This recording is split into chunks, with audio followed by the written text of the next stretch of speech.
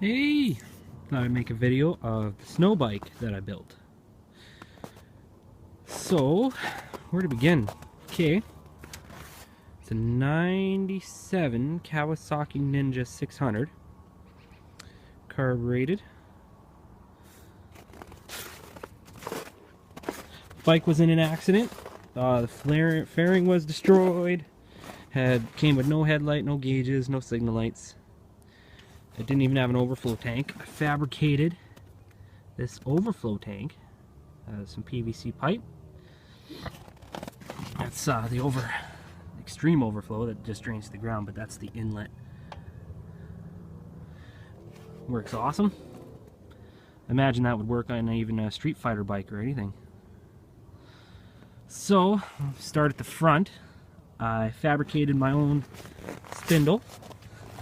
Uses the axle bolt and the old brake caliper bolts down to a timbersled, the TS backcountry ski they call it. It's 10 inches wide. It's got 3 runners, 1 in the middle and 2 on the outside edges to help with cornering.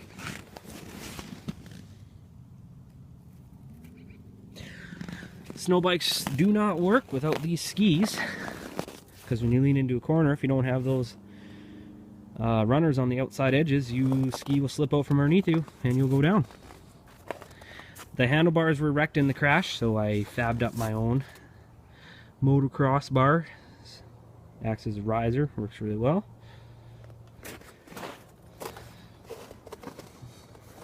Had to put my own custom sticker.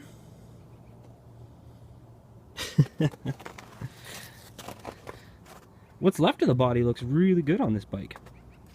Well, I fabbed up my own choke lever. Used a bicycle lever, but it's cool because it's got this center thing that you can tighten or loosen.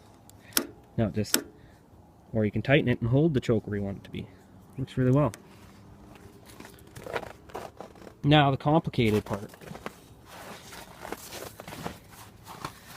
Fabbed up this tunnel and track and chain case and jack shaft. They're all off a 1979 Kawasaki Invader 440. I didn't change anything to do with the skid, track, chain case, none of that. This suspension was good to begin with. Kawasaki was way ahead of their time. They had a monoshock skid that worked very well.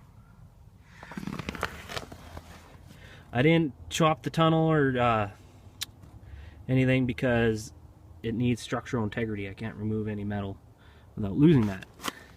Everything's bolt on. I fabbed up all these brackets. That's where the old passenger foot pegs used to bolt, on the subframe to the tunnel. In here I made my own swing arm, a square tubing, round tubing, just welded to the steel bulkhead.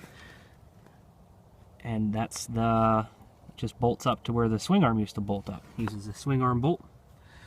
Then the stock sprocket, back to small sprocket, 1-to-1. Runs well.